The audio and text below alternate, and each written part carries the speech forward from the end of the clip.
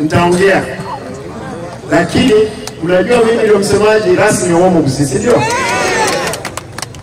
Hata kama mtoto wako ni mgonjwa amevunjika ama ni mlemavu, si wako? Wako. Tigante yarenga. Musi. Kera bantu waje ukwana mtoto watu umwano iki. Okuri kumfre.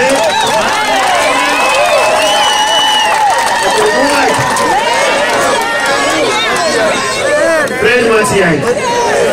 Ndio wale ki atangane serikali ekozi ugochimotu.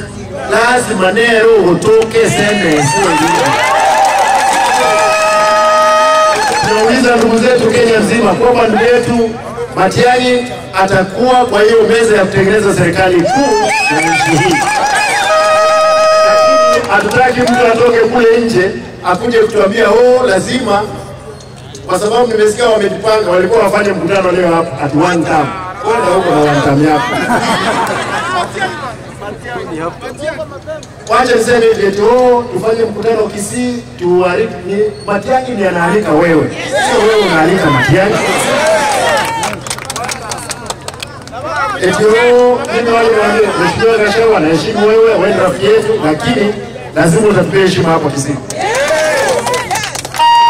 We will deal with you as an equal. Hivyo tu. Kwanza ile shida tulikuwa nayo hapa Kisii. Mliona pale nikiwa stadi mwa ofisi yangu wakatuma JSU. Tukiwa pale Mosocho, Mheshimiwa Gachagua mwenyewe akasema, Simba, until you behave, that's the only time we can give you a bodyguards. I told him I will not behave anytime soon. Mpaka akatoka kwa ofisi.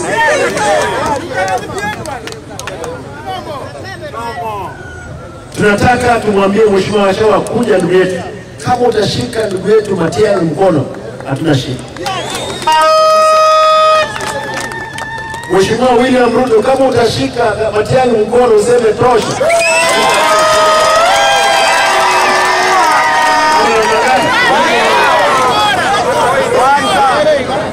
Sina hiyo?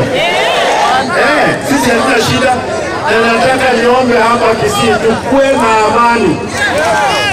Watu wakija tuwape masikio waongee. Lakini kura yako iko ama namna gani? Usikuwe na fujo yoyote. Sisi hata mzee Raila tunataka tumwambie kwamba akisema najua yule mtu peke yake ataamua hii Kenya ikuwe namna nyingine ni Raila Amolo. Kwa hivyo tunaomba baba ile freda juu lazima tuwe katika serikali ijayo. Ama namna gani? Si ndio? Nataka nimalizie hapo niseme hivi.